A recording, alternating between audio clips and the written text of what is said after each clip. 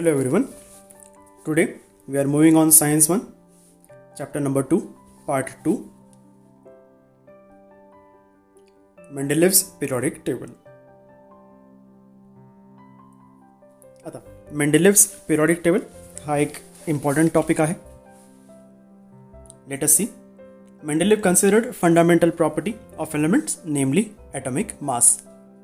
या पॉईंटचं मिनिंग असे आहे की मेंडलीवने एलिमेंट्सला कन्सिडर करताना त्यांची बेसिक प्रॉपर्टी कन्सिडर केली आणि ती बेसिक प्रॉपर्टी म्हणजे atomic mass number. Atomic mass नंबरबद्दल आपण डिटेलमध्ये मागच्या व्हिडिओमध्ये चेक केलं. Atomic mass number is number of protons plus neutrons. आणि या बेसिक प्रॉपर्टीची वापर करून मेंडलीवने 63 एलिमेंट्स अरेंज केले. आणि हे सुद्धा अरेंज करताना त्यांनी एलिमेंट्सला increasing order of atomic masses अशा सिक्वेन्समध्ये अरेंज केलं. म्हणजे अगोदर असा एलिमेंट ज्याचा ॲटॉमिक मास नंबर खूप कमी आहे आणि वाढत्या क्रमाने increasing order of atomic masses अशा ऑर्डरने त्यांनी एलिमेंट्स अरेंज करत गेले. एलिमेंट अरेंज करताना त्यांनी अजून एक प्रॉपर्टी आयडेंटिफाय केली. ज्या एलिमेंट्सची केमिकल फिजिकल प्रॉपर्टीज एकसारख्या आहेत, the elements which are showing similarities, त्यांना एका ग्रुपमध्ये प्लेस केलं. Mendeleev organized periodic table on the basis of chemical as well as physical properties of the elements. यातनं तयार झाला Mendeleev's periodic law. Mendeleev's periodic law असं सांगतो, properties of elements are periodic function of their atomic masses. I repeat, properties of elements are periodic function of their atomic masses. समजा पेपरमध्ये जर असा question विचारला, state the Mendeleev's periodic law, हा question जर आला तर 1 मार्कसाठी येऊ शकतो. हा क्वेश्चन नंबर 1B मध्ये येण्याची प्रोबॅबिलिटी जास्त आहे. त्यावेळेस आपल्याला हेच स्टेट करायचं आहे, properties of elements are periodic function of their atomic masses. याचं मिनिंग असं की ज्यावेळेस एलिमेंट्सला increasing order of atomic masses या सिक्वेन्समध्ये अरेंज केल्या जातं तर त्यांच्या केमिकल आणि फिजिकल प्रॉपर्टीज या एक सर्टन पिरियड नंतर रिपीट होत असतात. इथं आपण नोटीस करू शकतो मेंडलीव्हज पिरियॉडिक टेबल प्रेझेंट केलेलं आहे. मेंडलीव्हजने एलिमेंट अरेंज करताना सिक्वेन्शियल ऑर्डरचा प्रिन्सिपल फॉलो केला, increasing order of atomic masses. आणि जेव्हा increasing order of atomic masses या कॉन्सेप्टने या बेसला यूज करून एलिमेंट्स अरेंज केले, हा एक पिरियॉडिक टेबल त्यातनं तयार झाला. आपल्याला दिसेल फर्स्ट रोमध्येच बऱ्याच प्लेसेसला as well as throughout the table काही प्लेसेसमध्ये एलिमेंट्सची पोझिशन तिथं ब्लँक स्पेस दिसते आपल्याला. ओके, एम्प्टी स्पेसेस दिसतात आहेत आपल्याला पिरियॉडिक टेबलमध्ये. हे पिरियॉडिक टेबलमध्ये एम्प्टी स्पेसेस यासाठी त्यांनी इंट्रोड्यूस केले होते की जी मिस्टेक न्यूलँडकडनं झाली होती ती मिस्टेक इथं त्यांनी ओव्हरकम करण्याचा प्रयत्न केलेला आहे. आपल्याला जर आठवत असेल तर लास्ट व्हिडिओमध्ये आपण असं नोटीस केलं की न्यूलँड यांनी 7 × 8 म्हणजे 56 बॉक्सेसचा एक टेबल डिझाईन केला होता. पण एलिमेंट्स हे त्यावेळेस थोडेसे जास्त प्रेझेंट होते. मग एलिमेंट्स जास्त, बॉक्सेस लिमिटेड, म्हणून काही प्लेसेसला न्यूलँडने 2 एलिमेंट्सला एकाच बॉक्समध्ये प्लेस केलेलं होतं. हे एक मोठं लिमिटेशन होतं. आणि म्हणूनच मेंडलीव यांनी हा एक विचार केला की एलिमेंट्स पुढे येणाऱ्या काळात डिस्कवर होत राहतील. आणि जर एलिमेंट्स डिस्कवर होत राहणार आहेत मग त्यांच्यासाठी आपल्याला काही एम्प्टी स्पेसेस, एम्प्टी बॉक्सेस हे लीव करून ठेवावे लागतील, वेकंट ठेवावे लागतील. And that's why these boxes could be seen as vacant over here. These are for the elements which are not discovered till yet. पुढचं एक युनिक फीचर, एक छान ऑब्झर्वेशन जे आपण करू शकतो ते आहेत की elements are properly defined in rows as well as columns. आपल्याला रोज दिसतात आहेत 1 पासून 12 पर्यंत आणि आपल्याला कॉलम्स दिसतात आहेत 1 पासून 8 पर्यंत. या रोजला म्हटल्या गेलं पिरियड्स, whereas columnsला म्हटलं गेलं groups. So the Mendeleev's periodic table was classified into columns as well as rows. Columns are referred to as groups, rows are referred to as periods. Horizontal rows म्हणजे periods, vertical columns म्हणजे groups. So this is how the table was classified. You can see group number 1 पासून group number 8 पर्यंत असं हा table त्यांनी design केलेला आहे. एलिमेंट्सच्या प्लेसमेंटसाठी एलिमेंटच्या नेमच्या पुढेच आपल्याला त्यांचा ॲटॉमिक मास नंबर असं सुद्धा नोटीस होतं आहे. So this is a brief overview of Mendeleev's periodic table. आता यातले प्लस पॉईंट्स काय होते, दॅट इज ॲडव्हान्टेजेस, ज्याला आपण मेरिट्स असं म्हणत असतो, हे आपल्याला स्टडी करायचं आहे. First point, atomic masses of some elements were revised. जसं त्यांनी इथे एक्झाम्पल दिलेलं आहे बेरिलियम. बेरिलियमचा अगोदरचं जे ॲटॉमिक मास नंबर होता दॅट वॉज 14.09. याला रिवाईज करण्यात आलं, चेंज करण्यात आलं, आणि जी करेक्टेड व्हॅल्यू होती ती एस्टॅब्लिश झाली 9.4. आपल्याला लक्षात येईल की बेरिलियम याचा जो एक्झिस्टिंग ॲटॉमिक मास होता तो होता 14.09. मग याची व्हॅल्यू करेक्ट केल्यानंतर कमी झालेली आहे, रिड्यूस झालेली आहे 9.4.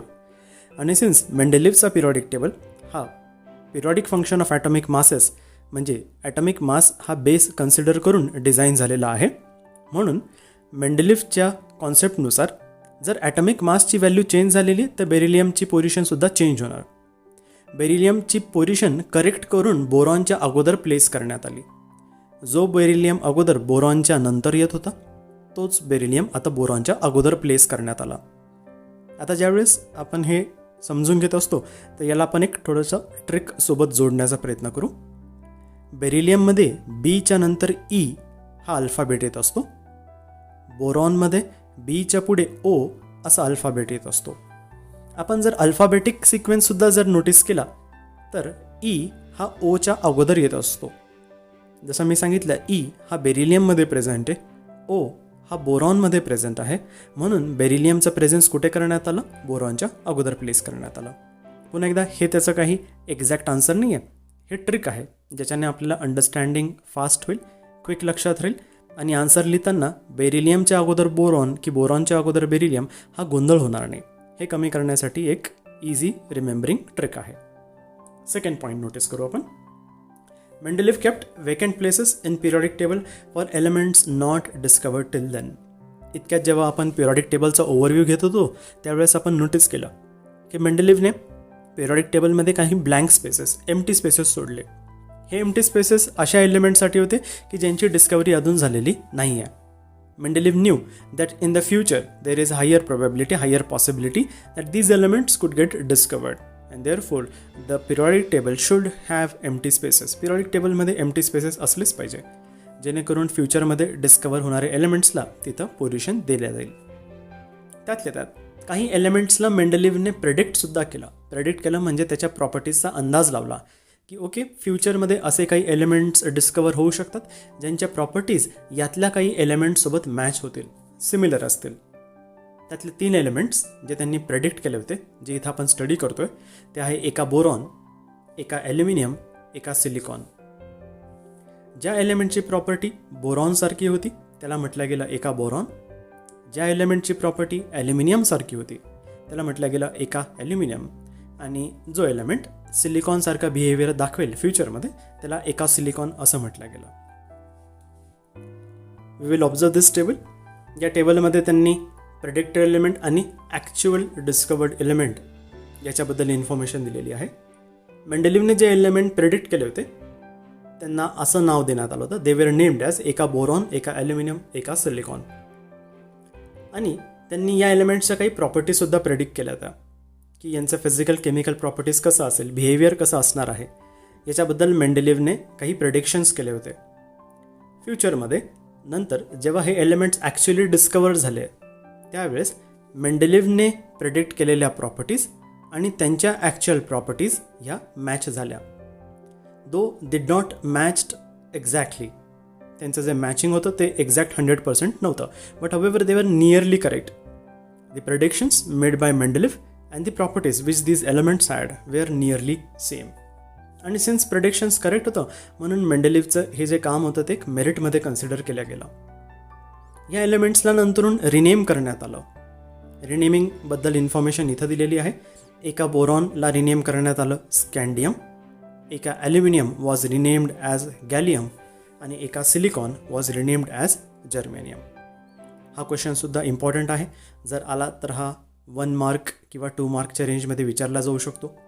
मधले जे बॉक्सेस आहेत ते एम्प्टी केल्या जाऊ शकतात आणि ते आपल्याला फिल इन करायला येऊ शकतात. Fill in the proper values according to Mendeleev's periodic table.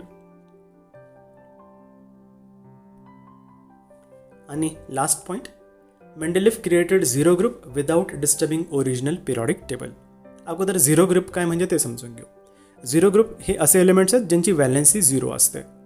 व्हॅलेन्सीसाठी आपल्याला ॲटॉमिक नंबरचा रेफरन्स घ्यावा लागतो. But like I have sed की ज्यावेळेस मेंडेलिव्ह हे काम करत होते त्यावेळेस ॲटॉमिक नंबरचा रेफरन्स नव्हता. त्यावेळेस त्यांचा बेस ॲटॉमिक मास नंबर होता. आणि नोबल गॅसेस म्हणजेच असे एलिमेंट्स ज्यांना आपण इनर्ट गॅसेस असं म्हणत असतो, यांची डिस्कवरी झालेली नव्हती, म्हणून त्या एलिमेंट्सला कुठे जागा द्यायची याच्याबद्दल मेंडेलिव्हला माहीत नव्हती.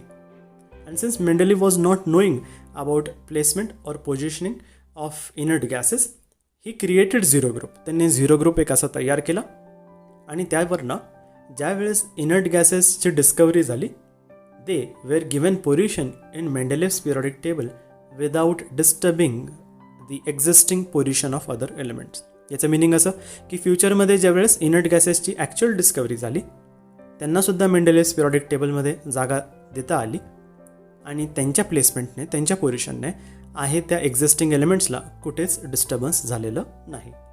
So these are the 3 great points, merits which were done by Mendeleev's periodic table. चला आता आपण एक use your brain power consider करू, जो पेज नंबर 19 त्यांनी दिलेला आहे. याच्यात असे इनपुट्स दिलेत की क्लोरीनचे 2 आयसोटोप्स आहेत, क्लोरीन 35, क्लोरीन 37. त्यांचे ॲटॉमिक मासेस आहेत 35 आणि 37 आणि त्यांच्या केमिकल प्रॉपर्टीसुद्धा सेमच आहेत. मग यांची प्लेसमेंट कुठे असली पाहिजे? Where should these be placed in Mendeleev's periodic table? मेंडेलिव्हच्या पिरियडिक टेबलमध्ये जर त्यांना जागा द्यायची असेल तर ती कुठे असणार आहे? In different places or in same place? त्यांची प्लेसमेंट डिफरंट असणार की पोझिशन सेम असणार? हा तो क्वेश्चन विचारतोय. हे समजण्या अगोदर आपण आयसोटोप्स म्हणजे काय ते बघून घेऊ. Isotopes are defined as atoms of same elements having same atomic number but different atomic mass number. Isotopes हे एकाच एलिमेंटचे ॲटम्स आहेत ज्यांचा ॲटॉमिक नंबर हा सेम आहे पण त्यांचा ॲटॉमिक मास नंबर हा डिफरंट आहे. मेंडेलिव्ह जेव्हा काम करत होते त्यावेळेस ॲटॉमिक नंबरची डिस्कवरी झालेलीच नव्हती, म्हणून त्यांचा जो बेस होता तो ॲटॉमिक मास नंबर होता. आणि जर त्यांचा बेस हा ॲटॉमिक मास नंबर होता म्हणून आयसोटोप्स यांचीच डिस्कवरी त्यावेळेस झालेली नव्हती. आता मेंडेलिव्हच्या समोर अशी अडचण होती की यांना प्लेसमेंट कशी करायची. की समजा जर आपल्याला अशा आयसोटोप्सला प्लेस करायचं असेल तर त्यांना आपण कुठे प्लेस करणार? जसा सेकंड पॉईंट सांगतोय की त्यांचे ॲटॉमिक मासेस हे डिफरंट आहे 35 आणि 37, पण त्यांच्या केमिकल प्रॉपर्टीज मात्र सेम आहेत because they are belonging to chlorine. हे समजण्यासाठी आपण एक एक्झाम्पल कन्सिडर करू. समजा इथं 2 स्टुडंट्स आहेत, समजा इथं एकच स्टुडंट आहे आणि त्या एक स्टुडंटचं नाव आहे XYZ. आता हा जो XYZ नावाचा स्टुडंट आहे हा स्कूलमध्ये आहे. सेम स्टुडंट जेव्हा घरी जातो त्यावेळेस त्याचं घरचं नाव काहीतरी वेगळं आहे ज्याला आपण पेटनेम असं म्हणतो. असं इमॅजिन करू याचा पेटनेम आहे ABC. आता आपल्याकडे 2 सिनारिओ आहे. स्टुडंट सेम आहे, सिनारिओ 2, सिनारिओ आहे A आणि B. A सिनारिओ म्हणजे स्कूल, B सिनारिओ म्हणजे होम. स्कूलमध्ये असताना, शाळेत असताना याला रेफर केलं जातं XYZ असं म्हणून. घरी असताना त्याला रेफर केलं जातं ABC असं म्हणून. Just because point of reference different आहेत, जस्ट बिकॉज त्याचं स्कूलमधलं नेम आणि घरी असलेलं नेम हे वेगवेगळं आहे, दॅट डज नॉट मीन की ते 2 वेगळे पर्सन आहेत. याचं असं मिनिंग नाही आपण काढू शकत की ते 2 वेगळे व्यक्ती आहेत, 2 वेगळे पर्सन आहेत. पर्सन एकच आहे तो, फक्त त्याचा पॉईंट ऑफ रेफरन्स वेगवेगळा आहे, राईट. आणि हे आपण कशावरून सांगू शकतो की तो पर्सन सेमच आहे? कारण की त्याच्या प्रॉपर्टीज सेम दिसत आहे. जसं इकडं आपण बघतोय ज्या प्रॉपर्टीज डायग्राम एमध्ये दिसत आहेत तशाच प्रॉपर्टीज बीमध्ये पण आहेत. थोडक्यात तो पर्सन एकच आहे, फक्त एकदा घरी होता आणि दुसऱ्यांदा शाळेत होता. तर घरी आणि शाळेत असताना पॉईंट ऑफ रेफरन्स चेंज झालेला आहे, तो पर्सन चेंज झालेला नाही. I repeat, only the point of reference has changed, however the person remains same. ज्यावेळेस आपण आयसोटोप्सबद्दल डिस्कस करत असतो, isotopes are atoms of same element. हे त्याच एलिमेंटचे ॲटम्स आहेत, त्यांचं बिहेवियर सेमच असणार आहे, फक्त त्यांचा रेफरन्स वेगवेगळा आहे, त्यांचा ॲटॉमिक मास नंबर डिफरंट आहे. आणि just because atomic mass number different आहे दॅट डज नॉट मीन की हे 2 वेगळे एलिमेंट्स आहेत ज्यांना आपण 2 वेगळे एलिमेंट म्हणून कन्सिडर करू शकणार नाही. हा जो प्रॉब्लेम क्रिएट झालेला होता atomic mass number, atomic number याला म्हटलं जातं ॲम्बिगिटी. ॲम्बिगिटीला दुसरं वर्ड आहे क्लोजली मॅच होणारं, दॅट इज कन्फ्युजन. आणि म्हणून आपल्याला हे कन्फर्म करता येत नव्हतं की या एलिमेंट्सला म्हणजेच आयसोटोप्सला प्लेस कुठे करायचं. डिफरंट पोझिशन असली पाहिजे का सेम पोझिशन असली पाहिजे. याच्यावरनं जर आपण क्लोरीन 35 आणि क्लोरीन 37 बद्दल जर बोललो तर क्लोरीन 35 आणि क्लोरीन 37 आहे तर ते ॲटम्स क्लोरीनचेच, म्हणून त्यांना पोझिशन एकच दिल्या गेली पाहिजे. पण इथं मेंडेलिव्हचा लॉ कुठेतरी रॉंग होत होता. मेंडेलिव्हचा लॉ असं सांगतो की इन्क्रीजिंग ऑर्डर ऑफ ॲटॉमिक मासेसमध्ये प्लेस करा, आणि जर increasing order of atomic masses या रूलने आपल्याला एलिमेंट्स प्लेस करायचे आहेत तर ॲटॉमिक 35ला वेगळी पोझिशन आणि ॲटॉमिक 37ला वेगळी पोझिशन अशी दिल्या गेली पाहिजे. This is the ambiguity. चला आता आपण डिमेरिट्स डिस्कस करू मेंडेलिव्हचे. First demerit, the whole number atomic mass of elements cobalt and nickel is same.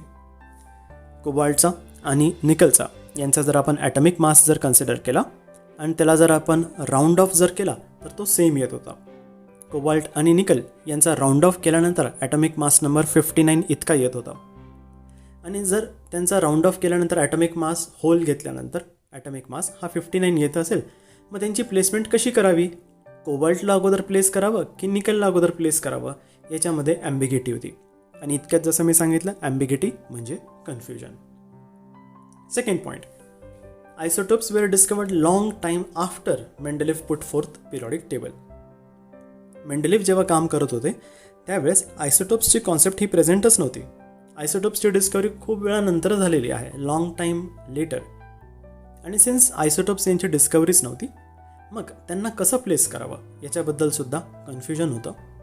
हे इतक्यात आपण आपल्या प्रिव्हियस ॲक्टिव्हिटीमध्ये बघितलं.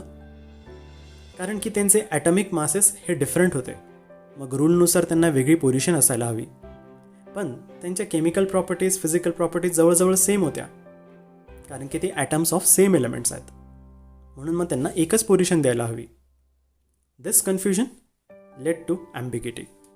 हे आहे second demerit. Third demerit, when elements are arranged in increasing order of atomic masses, the rise in atomic mass does not appear to be uniform. जर आपण मेंडेलिव्हचा periodic table हा प्रॉपरली क्लिअरली जर स्टडी केला तर आपल्याला असं लक्षात येईल की कधीकधी दोन एलिमेंट्समध्ये जो डिफरन्स आहे ॲटॉमिक मासेसचा हा युनिफॉर्म नव्हता. समजण्यासाठी डोळ्यासमोर असं उदाहरण आहे, 3 एलिमेंट्स आहेत A, B आणि C. समजा Aचा ॲटॉमिक मास आहे 4, Bचा ॲटॉमिक मास आहे 5, मग A आणि B याच्यामध्ये ॲटॉमिक मासचा डिफरन्स आहे 1. जस्ट बिकॉज A आणि B मध्ये डिफरन्स 1चा आहे, दॅट डज नॉट मीन की B आणि C मध्ये सुद्धा डिफरन्स 1चाच असला पाहिजे. B आणि C मध्ये डिफरन्स कधी कधी 1पेक्षा कमी येत होता आणि कधी कधी 1, 2, 3 याच्यापेक्षाही जास्त येत होता. So the difference between 2 successive elements was not uniform. आणि सिन्स हे 2 एलिमेंट्समधला जो गॅप आहे, डिफरन्स आहे, हा युनिफॉर्म नव्हता, एकसारखा नव्हता, म्हणून मेंडेलिव्हला हे नव्हता ठरवता येत की 2 एलिमेंट्समध्ये किती ब्लँक स्पेसेस सोडावे. दिस वॉज इट्स ॲम्बिगिटी म्हणजेच confusion. So it was difficult to predict how many elements could be discovered between 2 elements. आणि last part, it can not be decided whether correct position of hydrogen is in the group of alkali metals or halogens. Alkali metals हे असे group आहेत की जे highly reactive असतात. हायड्रोजनच्या काही properties या अल्कली मेटल्ससोबत मॅच होतात. आणि हॅलोजन्स हे असे एलिमेंट्स आहेत ज्यांची व्हॅलेन्सी 1 असते. हायड्रोजनची काही प्रॉपर्टी हॅलोजनसुद्धा मॅच करत होते. आणि दॅट्स वाय हा कन्फ्युजन होत होता की हायड्रोजनला नेमकी कोणासोबत प्लेस करावा, अल्कली मेटल्ससोबत की हॅलोजनसोबत. बाय द वे ती ॲम्बिगिटी अजूनही प्रेझेंट आहे.